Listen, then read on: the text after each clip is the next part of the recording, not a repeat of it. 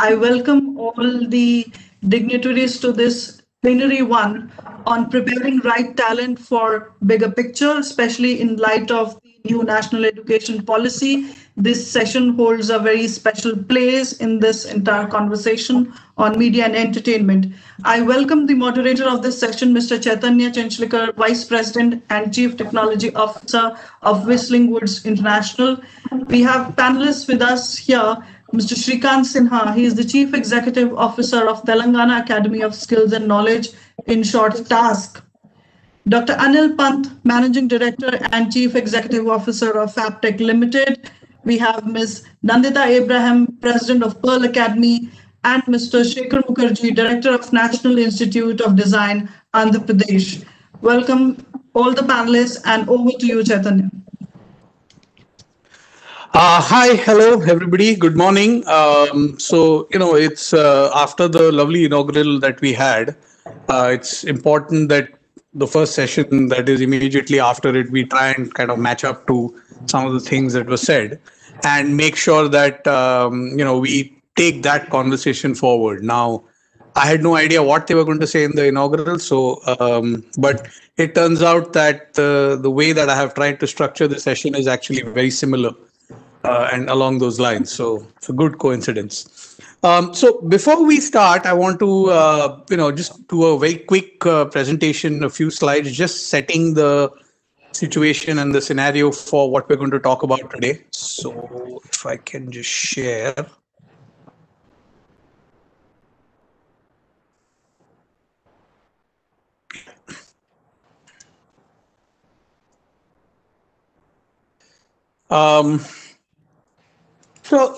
Just to kind of start talking about media and entertainment education. First four slides are just going to set it up, and then we'll have a couple of slides where, where we talk about some of the issues, and then despite the issues, some of the successes that we've had, and then a solution going forward, which then we can discuss and talk about other things as well. So, this is the world that we are in, right? We are in our, we have gone past the information age. We are in the immersive and intelligent age. We also have the most challenge because we now have to train the most number of people ever in the history of the world that anybody has had to deal with. So these are some of the key numbers of our industry that we need to look at. We have over 1,800 films, about 3,500 plus hours of original content, over 1,600 hours of original fiction OTT content. This was 2019. This year, we'll probably be doubling that. We have over 2 lakh hours of original television content and over 12 lakh hours of digital content. This is again, because this is for 2019, it includes YouTube and TikTok. That has come down a little bit since TikTok is no longer with us, but a lot of the OTT content has taken over. And a lot of this sits on the base of 700 million plus internet subscribers and 500 million plus smartphone users. We've also had 40% growth in online gaming just in the past year, with basically 1 in 4 Indians today being a gamer. And that's something that should not really be, it should not really be something that, that is an also. For a long time in India, gaming was an also, right? We would say we have a film industry, we have a television industry, we have an animation and VFX industry, and we also have a gaming industry. I think that also needs to be taken away from gaming now.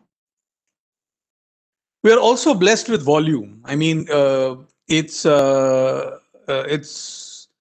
almost criminal that we haven't been able to take full advantage of the volume that we are blessed with. If you just I've tried to kind of break it down broadly between people and how they access content through the prism of digital. But essentially, if you look at our mass consumers, we have over 316 million mass consumers as of 2019. Just our mass consumers are more than the entire content consumption population of the US. I'm not even looking at the free consumers or the ones who are taking the bundled digital content or tactical digital or digital only, right? So this is a huge opportunity that we have in this country. Now, just one slide talking about some of the issues, actually the main issue about on media and entertainment education, which is that a formal institutionalized structure has been missing. As you can see from the graphic, even though film media and entertainment education sits under the INB ministry, it is not really a like an MOE, a Ministry of Education subject. It has never been. Unlike the other ministries which run education, INB has never really set up a nodal body, a nodal agency, which will actually lay out a framework for media and entertainment education in India. So we don't have a framework like medical education or law education has. And what that has done is it has made it almost impossible for the private sector to participate, because the government has set up institutions which have their own kind of way of operating, whether it's the FTI or the SRFTI or the NID or the IMC or several others, JJ School of Arts. But if, say, a private player wanted to get into it, there was no standard framework that they could follow. Just like you have government medical colleges and private medical colleges, all of them follow the same framework that does not exist in our industry. Now, what that has caused is that's caused fragmentation and warping of the M&E education space. Fragmentation because, a lot of the technical areas have actually moved away from trying to be part of the larger creative arts industries and kind of try to find their way into IT and ITES and under that domain to see how some kind of formal certification and structuring can happen. Similarly, a lot of the other areas have taken refuge under the BA umbrella to try and kind of get some formal certification, and that has taken away from the fact that our industry is a composite industry of creative, technical, and commercial, and that unique nature of the industry has gotten diluted a little bit. It's also severely limited codification of Indian way of storytelling, or a lot of our ways and means, right? If you ask anybody what, say, just take an example of screenwriting, right? Everybody immediately talks of the 3-act structure because there are books written on it. It is well documented, well structured. However, historically, our stories and the epics and a lot of the historical narrative content that has come out of India is a 5-act structure. Now, this has never been codified. This has never been put down into structured screenwriting, academic text like the 3-act structure has. So, that, or there is, if you look at a lot of our fashion, a lot of the way that our textiles are weaved, a lot of, the way that our, traditional clothes have been either made or draped, a lot of this needs to be codified into deciding and to kind of giving out to the world that, if you so choose, you may decide to go down this route of education or of application in your respective industry too. So that has not happened. It's also led to a disparity between India's position in the world and the position of India's filmed entertainment industry. So for 18% of the world's population and 12% of the world's economy, we have less than 2% of the world's M&E industry market share. 70% of US's money comes from outside the US, the US's media and entertainment industry. Only 10% of our film revenue comes from outside India. And, I'm not saying this as a thing that, despite these things, we have seen evidence of content that is made in India and sold to the world, and the world has taken it up. So, we have evidence of that. There is Mighty Little Bheem, which in the last 18 months or so has become the #1 preschool series globally on Netflix, not just, India. 2 out of 3 viewers of Sacred Game Seasons 1 were from outside India. Inside Edge was nominated for the Emmys in 2018. Delhi Crime actually won the Emmys this year. So it's not like we don't have evidence of it. The problem is that these are few and far between. These are not the mainstream. Right? You need the mainstream, the normal, the average. Almost every single piece of Indian content needs to go global. That's important. We have evidence of that in films as well. Again, in films, the reason why that we are very easily able to identify 3 or 4 or 5 or 10 films Indian made which have gone global is because there are so few of them that the majority of the films still make 95% of their money inside India, right? So is there a solution to this? This is all fine. So yes, there is a solution for it. And thankfully the solution, while has been thought of for a while, has presented itself through the structure that the NEP allows us, right? So before that, we just have to look at how complicated media and entertainment education is. Our industry is a relatively flat industry. There are just four levels. So you have executors, you have managers, you have creative managers, and you have ideators, right? And yes, training is needed at all these levels, whereas most of the new entrants come in here and here. But you do have lateral entries coming in here as well, though not as many. Right? It's structured on three axes. So there's theory education, practical, there's foundation and specialization. And academically, there's choice-based credit system education, and there's conservatory education. Now, with these three axes, you also have three teaching areas, which is the art, craft, technology, and commerce business. And now you have the complication of the content viewing platforms, because every platform brings with itself a unique content characteristic. So in a way, this complex nature of education is very, very similar to medical education, and we need to codify it. We need to structure it. We need to create a framework for this. So essentially, we need to set up a film and media and entertainment education expert council, right? We need to fill that box which had question marks in it. Or you empower the media and entertainment skill council to play the role. Or, some agent, somebody needs to do this.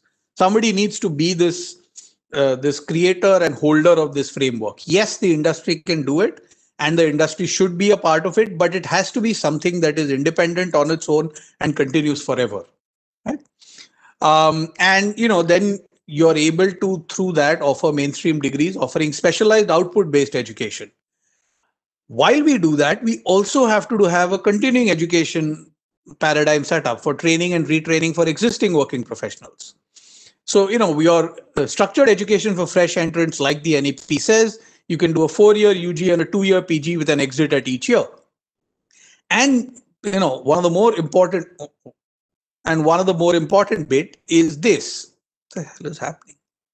Is this so that we are actually able to enable scholarship, R&D, publishing, teacher training.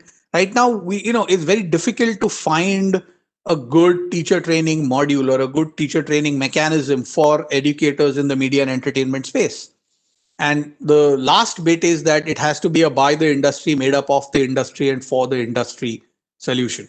You can't leave the industry out of it, primarily because as of now, the industry are the cutting edge, right? They know significantly more, and they've got significantly more experience and expertise in this.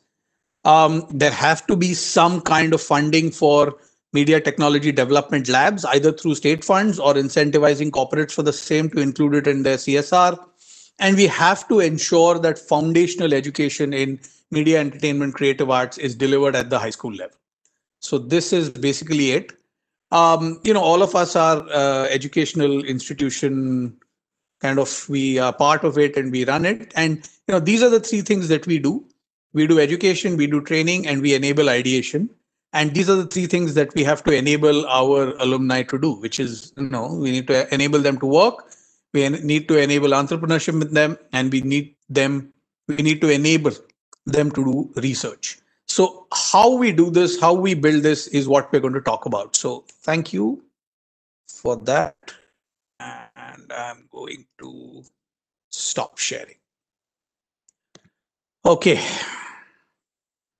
So, for further to that, I'm going to open up the questions. I hope everybody got some of the broad questions that I had sent yesterday. Okay. So, let's get started with Shekhar. So, Shekhar, given the long history that you have had with media, entertainment, creative arts education, what do you see are the various needs of the training education at various levels of the industry pyramid, right? And what are the 2 or 3 specific steps that we can do to cater to both the fresh talent as well as the multiple levels of the industry? Yeah, I mean, if I'm proposing, thank you first of all for this lovely panel, and on a right juncture of this, just before we are passing through this last month of this amazing and crazy year, and hoping, hope is the only hope. So 2021, we hope that will get into much more breather stage. But yeah, I mean, definitely, I mean, quickly looking back my journey also as a animation designer and then communication design and into animation film and all, and mentoring students.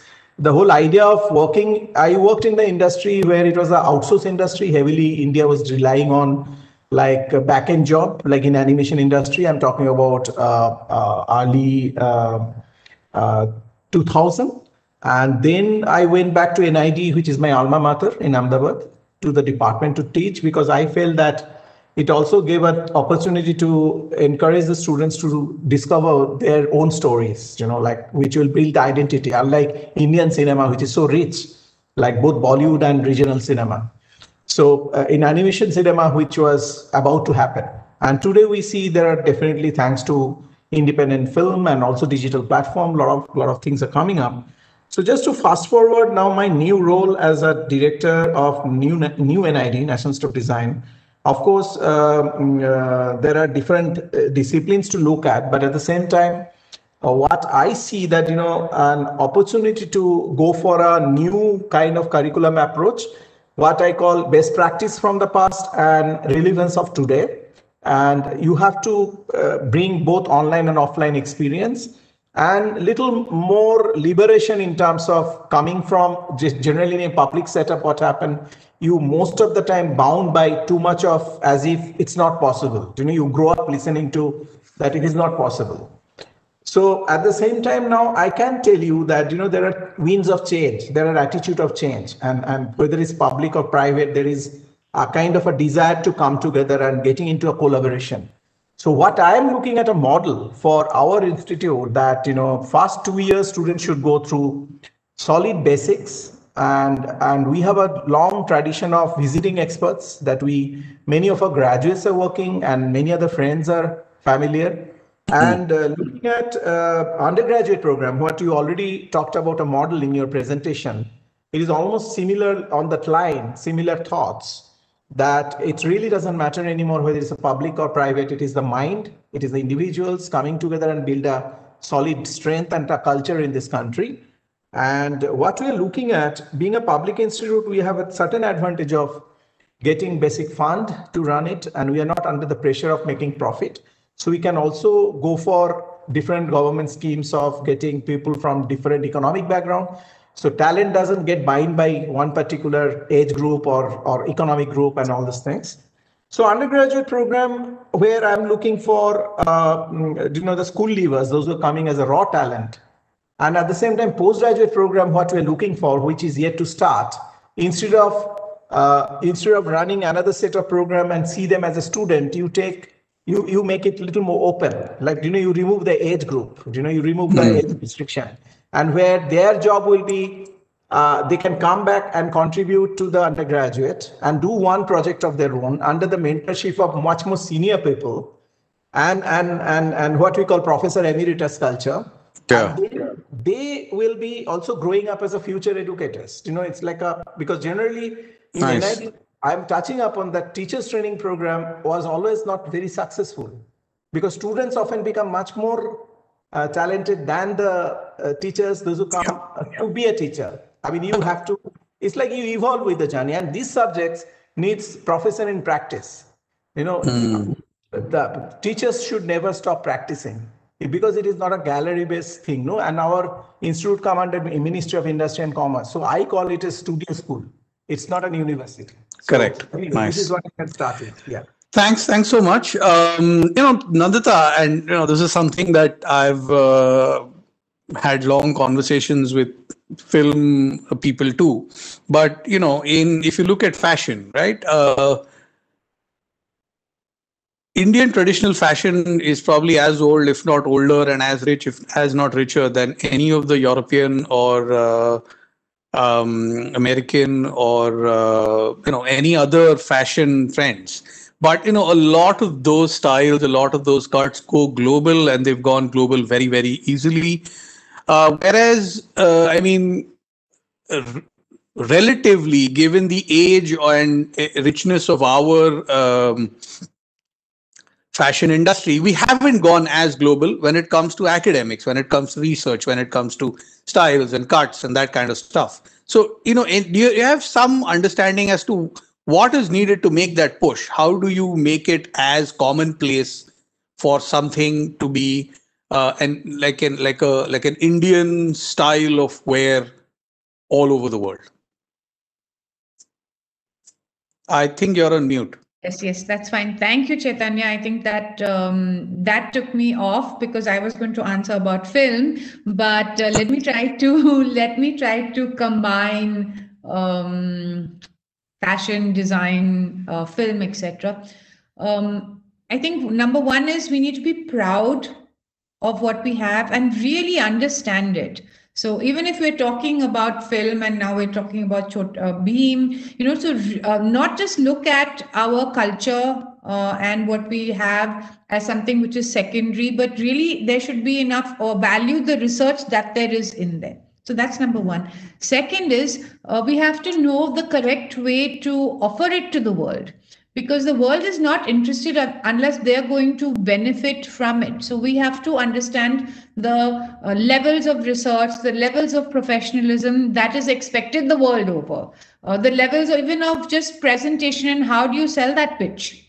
The third thing I want to talk about is really collaboration, because we can go out there and say this is what we have, but if we're collaborating with international partners, we do research with international partners, our students do research with students from other countries, this is also a way really for that understanding to happen, and students learn then how to be as good, whether it's a media and entertainment student or a product design student, but how to be as good as any other student or professional anywhere in the world. So it's not just in the terms of the quality of work, but also in the ethics of working, in the ethics of the profession.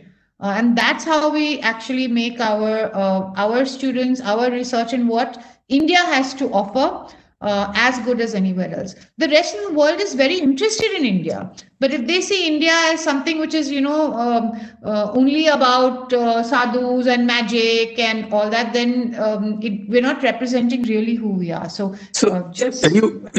essentially, are you saying that we maybe need to codify, we maybe need to structure the academics of how our media, entertainment, creative arts industry has progressed, to actually do some backward distillation of that and put out structure which we can show to the world? Can I give some one or two examples just within that? Because, and I'm sure everybody else does this here, that benchmarking education internationally and really looking. So some of the things that we've done in that direction is, one is to create in the senior levels multidisciplinarity.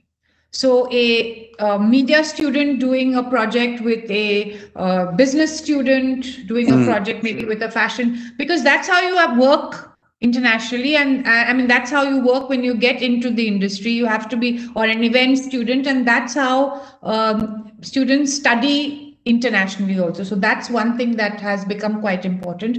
Another interesting thing that we started to do is a compulsorily 10-week international module. So either students have to travel or we create projects. So students from Manchester Metropolitan University and Pearl together work on solving some issue that there is. So you're making people think in a more mature and more equal way. Then they learn to talk with each other and learn to understand. And the third really is the industry. Just like you said, industry is what we say is leading edge, but actually it should be educators. Yeah.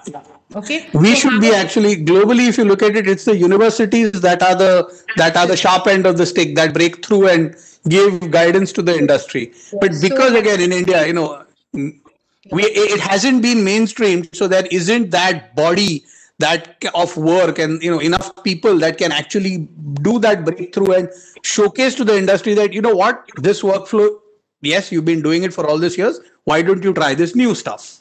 But that's what education is supposed to do, Supposed lead to the do. industry. Yeah, I agree. And in some Correct. areas, we do, like, I don't want to go back to fashion because Pearl gets named as a fashion college. Yeah. In some areas like textiles and fashion, the industry comes to us. So we do trend forecasting for them. We do ideation. We train the industry. We train people in visual merchandising, etc.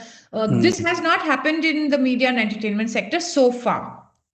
But I think that's something that we need to be able to equip ourselves, equip our faculty members to do. And as soon as we take that step, of course, we have to be able to contribute to the industry properly. I think we're then getting to be as international as we can. Yeah. Cool. Nice. So, Anil, it's a good segue from the word international, because AppTech is at this point of time significantly international academic operation. So, could you just talk a little bit about, we are talking about, our education going global, and both in terms of geographies metaphorically and physically. So quality as well as presence. So a little bit about some of your of AppTech's learnings from your steps to go global. So I'm going to answer this in with about 3 or 4 points, right? I'm going to start by saying Mahatma Gandhi about 100 years ago had made, there's a very famous quote. He said, if God came to India, he would have to take the form of bread. This is the time when India used to go through a lot of famines and people used to die of hunger. I'm sure if Gandhiji were alive today, he would have, rephrased that by saying, if God came to India, he would have to take the form of jobs. And if you look fundamentally, the philosophy for us, whether we operate in India or the 40 odd countries that we operate in globally, the key message that we give to our students is that you will become employable at the end of this program, whether it's a 1-year program, whether it's an 18-month program. And honestly, they say diversity in thought is what makes things grow.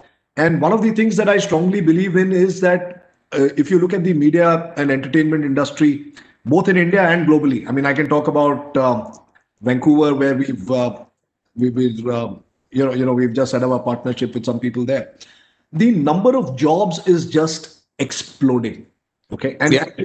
I like to sort of draw a comparison between what the IT industry was in 2000 and what the media and entertainment industry is today. So we are at the same cusp that the IT industry was in 2000. Now, what does this mean for people? Right. And Chaitanya, you and I were on another panel just about a week back with Brain. And we were talking about, see, a lot of the things that you say has a lot of relevance. What you guys at Whistling Woods do, for example, you bring out creators. Okay. You bring out guys who are artists. Now, the media and entertainment industry needs them. Sure. But for every artist that it needs, it probably needs 15 or 20 technicians. Yeah. So if you see the pyramid that I showed, generally the ratio is 1:40 at each level. So one ideator, you need 40 creative managers, one creative manager, 40 managers, one manager, 40 executors. Absolutely. Now, what we have made our forte, right, is the bottom 2 layers of the pyramid. And having said that, interestingly enough, I've got data for the last 5 years. People who passed out from my centers, there are almost 200 of them who are entrepreneurs, employing almost 5,000 people. Nice. Now, so that is something which is absolutely incredible when I see the opportunity in India, right? Now, I think Shekhar was talking about when he started his career. Shekhar, I'm sure you were talking about the $10 per frame kind of work that used to come to India, right? And that's how business was built here. Now, $10 a frame to actually original content getting created in India. You talked about Bheem, Mighty Little Bheem being exported. One of the other children's programs which is extremely popular on Netflix is Troll Hunters. Now, Troll Hunters has been completely storyboarded, conceptualized, filmed, created in Mumbai by, I think, Studio 81, or I there's a very large studio there. Now, when you have such a large number of jobs, okay, and such a huge requirement, how do you meet this? And that has been the underlying philosophy that we have used in AppTech. Two things. One, your content has to be what industry is using today. At least about 20% of it has to be experimental in nature. So, things that are not even being used, we are already teaching them in our, it's already part of our curriculum. And unlike universities, one of the things that we don't have to bother about is having an academic senate through which we have to pass a course and getting it approved by a whole layer of people. I mean, our Industry Connect Alliances team comes back, says, hey, this is what is going to be in the years down the line. And that becomes a part of our curriculum. The biggest thing that I believe, which is probably lacking in our education industry, is any effort on innovation. So, for example, I see the 4-year, 3-year courses that are being offered by universities. Honestly, I'm not impressed by them. Okay, yeah. Just not impressed because the quality of content is probably 5 years, 10 years old. Yeah, and again, if you look at UGC, what does UGC do? It says that if you have to teach an undergraduate program, you need a postgraduate teaching it. How many postgraduates are you going to get in animation, VFX, or gaming in India? I mean, you're a handful. So, firstly, if you want to formalize education in that nature, you need to first say that anybody who's an expert in this field, it does not matter whether you have a degree or you have a postgraduate degree. I completely agree with you. But that is actually what I was talking about when I was talking about building a framework. Like, for example, in medical education, nobody says that the teacher has to be a postgraduate. They say a teacher has to be an expert in a particular area of medicine, right? No. I disagree, Chaitanya, because if you look at a MBBS guy, cannot be taught by a professor who's less than an MD. Exactly, right? But the criteria for that is the expertise that the MD has, not necessarily the educational level, right? So that needs to be built out in our industry as well. So, right, Chaitanya. And the one thing that is lacking in India is predominantly, I've been talking to this Vancouver Center for Entertainment Arts. Okay, I mean, we've just tied up with them. Interestingly enough, their entire faculty is composed of people who are from industry. So, for example, Tyler Weiss, he's the producer. Yeah, Tyler Weiss is producer of Game of Thrones. Now, tell me, you can do this, okay? But I mean, at AppTech, I can't get in Subhash Ghai to come and take a course for me. I don't have the you have that privilege. Yeah. So we don't. So what do? We engage with industry people to use technology to give industry perspective to students globally. Now, whether it's in Vietnam, whether it's in Nigeria, whether it's in Qatar, whether it's in Russia, whether it's in Honduras, I mean, anywhere. I mean, any of the 40 countries that we are present in. So it is extremely important for any education setup to have a very, very strong industry connect and alliances team.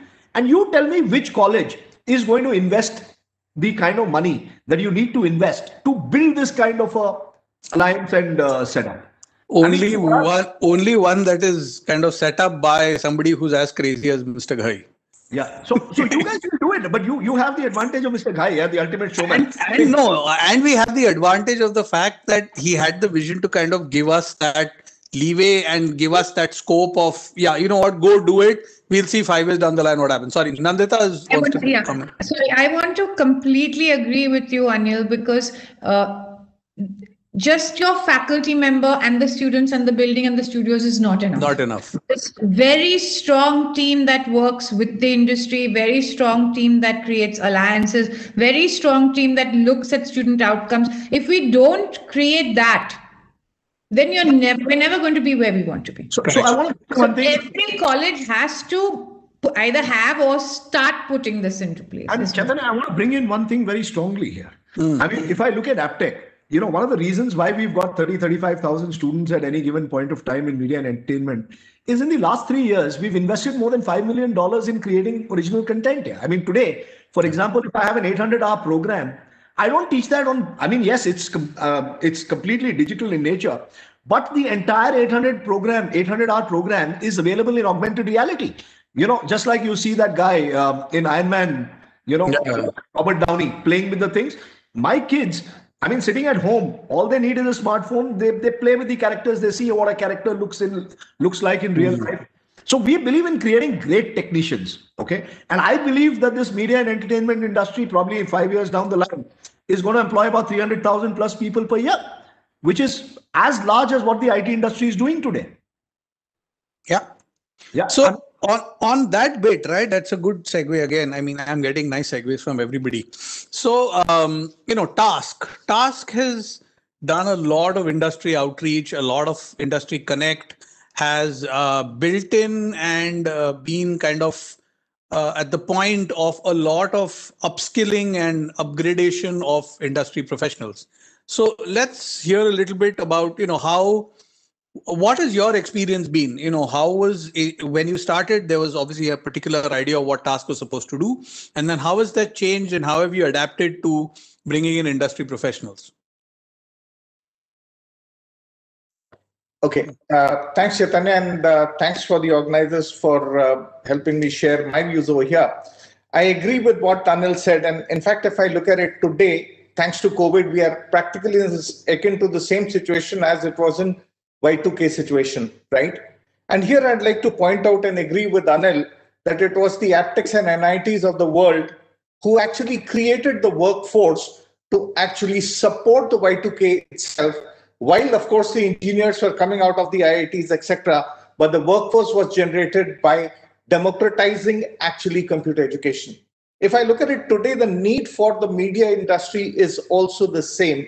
Media and entertainment industry also needs to democratize education and bring it down to the same level. I also like the example that you gave about equal to the medical education. I will probably step back one step and say, look, if it was being run by like engineering education, if medical education was being run by engineering education, anyone could say, look, if you were lying on the operating table and your stomach has to be operated for removing some ulcers, and the doctor needs to remove the spleen or put it on the side, well, he'll say, I left it as an option, Yeah. And that's Correct. Precisely what cannot happen today in our field. Yeah. Jack of all, but master of one. Absolutely. And the thing is, if you look at it, you need good musicians to create music, right? But you cannot avoid the Beethovens also. So research is very important and you need it. But for fueling the growth of the 300,000 people that Anil was talking about, and others have also been saying, and in the previous session, the number of jobs that we were talking about, that's how the whole thing has to happen. If we look at the industry today, of course, I'm happy to note that everyone has spoken about Chhota Bheem, which is a product of Telangana itself, and that is our flag bearer for Telangana. But having said that, I think what is also most important is that the state itself, and of course, the Honorable Principal Secretary will be talking about it on, later on 18th, about the infrastructure that has been created over here to help organizations get exposed to the latest. So the Image Tower is coming up, which is a huge investment. We on our end are looking at what are the skills. Today, a lot of, if I look at the digital platforms itself, the media and entertainment industry, I think the thing which needs to also change is we have got, an opportunity to change education. It has not changed for the last 2000 years. Ever since the time of Socrates, it has been more of classroom education. If we try to bring the same thing online, it doesn't work. And I commend, Anil, and of course, Aptech was in one of my previous avatar. I used to be a part of Aptech and Arena, etc. But yes, getting augmented reality, virtual reality, mixed reality, extended reality into the field of education is probably where to go. If we look at how we have been, skilling our people, right? Colleges is one part of it. We want to bring in this education right to, and in fact, myself and Biren are talking about it. How do we take it down to the districts? Because that's where the potential exists. That's where creativity exists at the best. And to Nandita's point, just to promote handlooms, we in Telangana, all government officials wear handloom on Mondays. It's just to show that, yes, this is something which exists and that is how it can be promoted. So sorry for a long answer, but coming to the point, I think what is most important is, as Anil also said, try to understand the industry trend, work very closely with the industry, see where the industry demand is. If we are producing people who are not there for the industry, then it won't help. So we will start at bottom of the pyramid, and probably today in Telangana, we have the first two layers on which we will be concentrating on. But having said that, it will be important that once they have wet their hand enough, they have dirtied their hands enough, that they get back into a formal industry-led, practical-oriented program where they start moving up the value chain, which is most important. Interesting. So let's kind of come to the other important question, right? So communication is a big part of all verticals of the media and entertainment industry, and that seems to be one area where I don't know, maybe we've not done as well, right? Because for question I sent, essentially, there was a joke that in India everybody becomes an engineer and then they decide what they want to do, right? So while it was and it was a joke, there was some seed to it, right? When do we will we ever reach a point where somebody jokes that in India everybody becomes a media and entertainment undergraduate and then they decide what they want to do, right? So that communication which our industry should be doing about how well it is, how big it is, what is the potential, what is the scope, etc., etc., etc., is that missing somewhere? Has that been missed historically in the last 30-40 years? Because till date, despite, if you look at the US, the largest export is arms. The second largest export is content. Despite that fact, a lot of parents still consider media and entertainment education as quote unquote risky, which I don't know, because 99% of our students get jobs and only 25% of engineering students are getting jobs. But engineering is not considered risky and we are. So is there a big communication hole somewhere that we haven't got into? So, Anil is very vigorously raising his finger, so I will start with him. Yeah. So this is something that I'm damn excited about, Chaitanya, because, for me, like I said, I churn out about 25,000 kids and they all have 2.5 job offers. So obviously the question I keep asking my team, or I used to keep asking my team, is why the hell aren't we double of what we are? Because there are so many jobs. And Chaitanya, very interestingly, about 2 years back, we did a huge exercise involving a few hundred focus groups, people, parents, asking them, look, why are you not putting your kids into this media and entertainment space? The two big reasons that came out, one was the SAD principle. The SAD principle, they equate the media and entertainment industry with sex, alcohol, and drugs.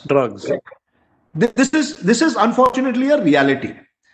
So this was the first thing that came out. Second thing, they still don't think that entertainment is a career option.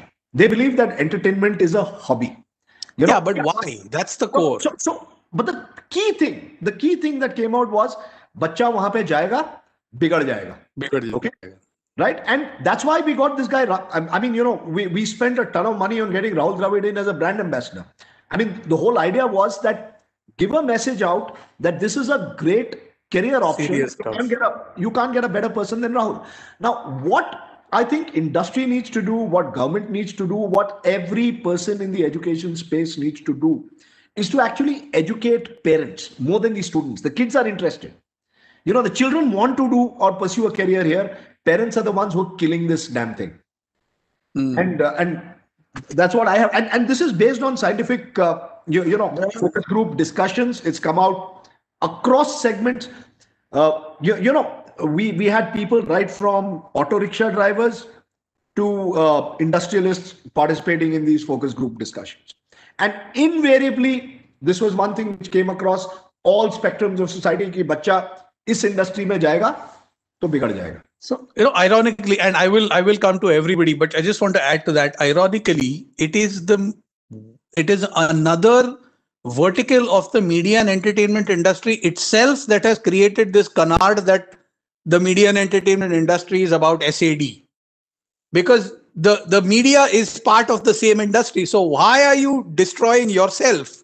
I mean, why are you whatever? Anyway, that's like a rant. But so yeah, I mean, I completely understand where you're coming from. So Nandita, Anil, sorry, Nandita, do you want to say something? Yeah, sure. I agree on the parents' point. But I think we also need to, or we as the industry also need to reflect on what are the things we want to talk about. Who are the role models? How do we make people understand that it's an industry, not some one person, not Yeah, only correct. couch casting, casting couch, not only, it's not considered as a industry where there are many layers of jobs. What are those jobs? Do we talk about it? Do parents really know and understand? In the IT sounds like it has jobs. Engineering sounds like it has jobs. But it's been what are sold jobs? like that. It's Yeah, like but- McDonald's is good food. It's been sold like that. It's not. Yeah. So I think we need to find, I mean, if there was a way for the media and entertainment industry to get a strong, and you were talking, Chaitanya, about having a body, that kind of it, but some kind of PR story building about what the industry is, what are the various levels of jobs, talking about these numbers, and so that people see it, start seeing it as an industry, not just as really hot and sexy or really something. We need a mutual fund sahi hai type of campaign, right? Which is essentially everybody coming together and saying, you know what, this is right, this works. Which is exactly what they did, right? Everybody came together and kind of said, yes, there is risk, but it's still right? So yeah. So strong role models, I think strong role models are important, and also this whole maybe through independent cinema, etc., or experimental cinema, showing how this industry influences society.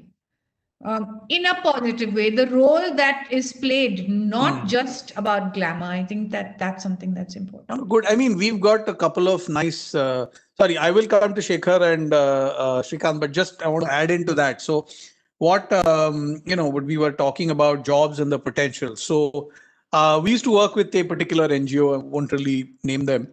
For they used to take street kids and make them do things like wicker basket making and this, that, and all that. Essentially, the conversation we had was that, yes, you're doing a great job and kudos to you. Well done. We'll support you. But honestly, wicker basket making is not going to take the child from a slum to a flat in Mumbai in one generation. But being a focus puller can. And we've seen it. We've actually had somebody who was so street kid that he didn't know what his last name was, right? Literally was taken in by the NGO off the street and kind of taken to a point where we put him through a 1-year focus pulling program, like a modified program. We got special permission from university, etc., etc. And today he's just 3 days ago, he informs me that he's bought a flat in Kanjurmarg. And I'm like, dude, this is rocking. Literally from the slum. Now, these are the kind of stories that we need to put up there. No one even knows these careers. Exactly. Right? What are the focus careers? Focus pulling is a 5,000 rupee a day job. Yeah. A good DOP and a good focus pullers combination people don't start films if their focus puller is not available. Yeah. Right. So, these are things that we need to just maybe communicate better. So, Shekhar, any kind of you've been in this industry for a really long time. Any understanding, any thoughts on how do we fix our communication so that we make our industry the standard, the norm? When will people make jokes about our industry that, yeah, everybody does a media and entertainment undergrad program and then they decide what they want to do? How do we get to that point? Yeah, I fully agreed. Like I myself is like I left my commerce and jump into it. Yeah, CA. And of course, so it's kind of being outcast for quite some time. And even today, in a larger family, I feel outcast because, I recently left my 18 years confirmed job and came here on a 10-year basis. Because I know that, nothing goes waste. But I fully agree with Anil saying that, we need a awareness program for the parents, because this is an aggressive combined awareness program. Here, I think public and private is not important. Online platform can be one area, some kind of communication strategy. Because I'll just tell you one thing. In NID, I just study a pattern, like, NID, before it started giving degree, and after it started giving degree, the admission form selling is gone up. Yeah, same here. But we got more, like Arnab Chaudhary and all these people belong to Dhiman Vyas and all, Vaibhav Kumaresh belong to Older. Completely, they landed into because of passion, because of, But yes, of course, it was a different time, pre-internet era, like people somehow, it's like happy accident, people land there. But today, I think we have rapid communication options and channels. I fully agree that we need a school for parents, but children are already doing good enough. They're beautiful. Like this is, and also that is something I was telling that children learn from each other and they're learning faster.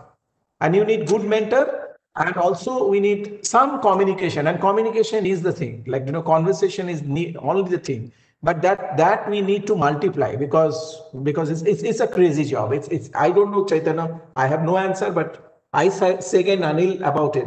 We need to communicate with parents again and again and again. And these micro areas.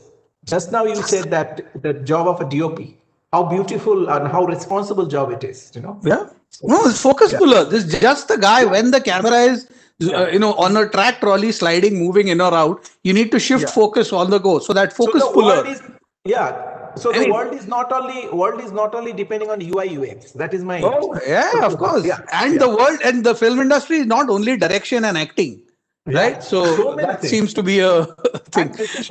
So Srikanth, I mean, having had a active and aggressive role within a state kind of supported and state sponsored in a way program, have you faced some of these communication issues, and how have you seen the reaction of the state to it?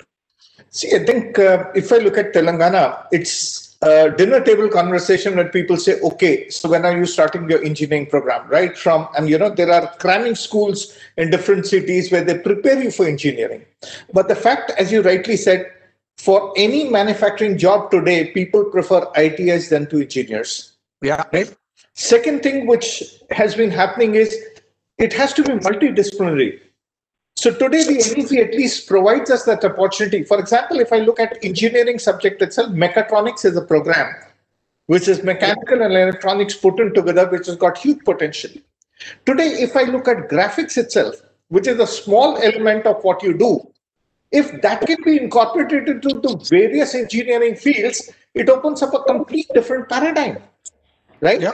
And tomorrow, as soon as the field starts growing, you will need people from the domain also.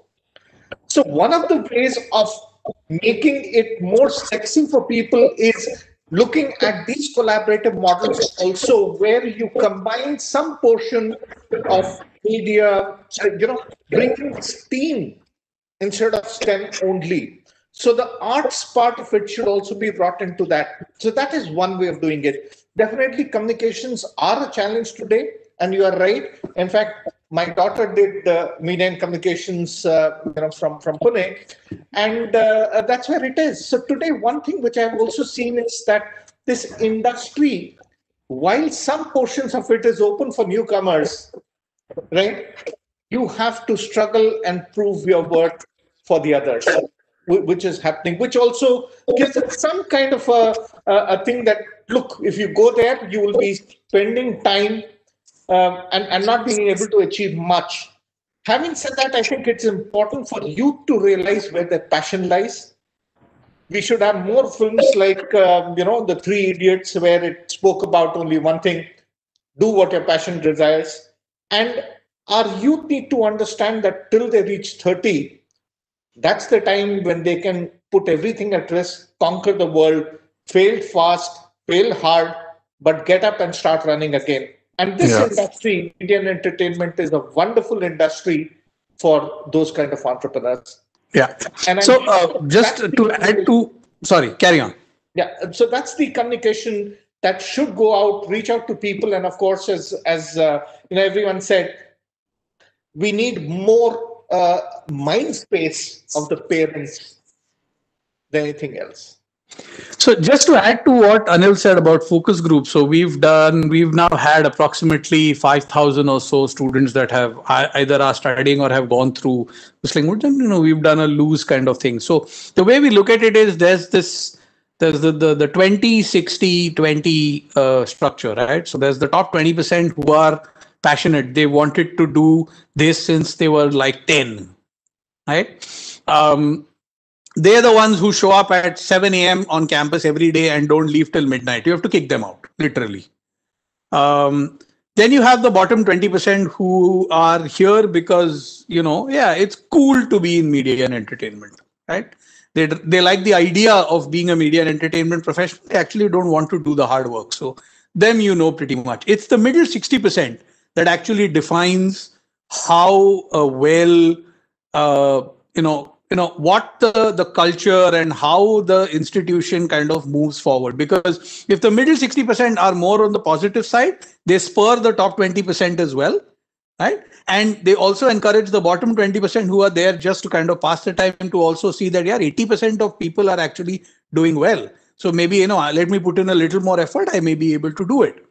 Right. So it's this middle 60%, and it's the middle 60% whose parents are the fence sitters. It's the middle 60% who are the ones who have chosen media and entertainment as a profession over other professions and are continuously evaluating, did I make the right choice? Did I make the right choice? Did I make the right choice? So it is this communication that you have to kind of do to the middle 60%. And we've been trying to now formulate different ways of doing it, trying it directly from the top. So whether it's the PM of the country or, at that senior, super senior level, right down to the student telling 6 of his or her cousins and nieces and nephews of their daily experiences on campus, right? So we have noticed that both actually have similar impact, but the on-ground grassroots student telling their cousin and other people actually has a bigger impact because that is real. It's it's felt, and the student conveys it with passion. So and that's just what I want to tell you. Now the last kind of question that I have, and this is something that I have a division within my organization that's part of the industry, Mukta Arts. We have a cinemas business, we have a production business as well, and I'm sure others have too. So between industry success and the industry valuing trained talent, right? So once upon a time, the industry, film schools used to be like, theek hai, film school wala hai, so whatever. Now what we've seen over the last 15 years is they actually value it. So in your respective industries, where do you think the industry is when it comes to an appreciation of how much the academic institutions actually contribute to the industry? So, if we can start with Shekhar. Yeah, I'll tell you that, I came from Ahmedabad and now in a new school setup.